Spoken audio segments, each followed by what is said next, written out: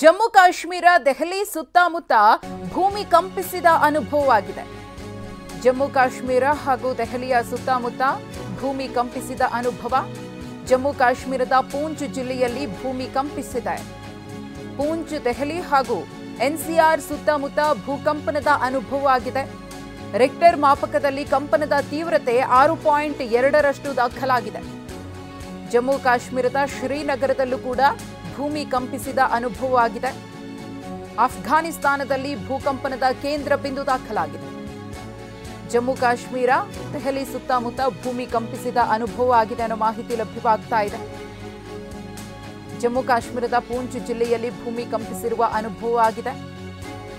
ಪೂಂಚ್, ದೆಹಲಿ ಹಾಗೂ ಎನ್ಸಿಆರ್ ಸುತ್ತಮುತ್ತ ಭೂಕಂಪನ ಅನುಭವ ಆಗಿದೆ. ರಿಕ್ಟರ್ ಮಾಪಕದಲ್ಲಿ 6.2ರಷ್ಟು ತೀವ್ರತೆ ದಾಖಲಾಗಿದೆ.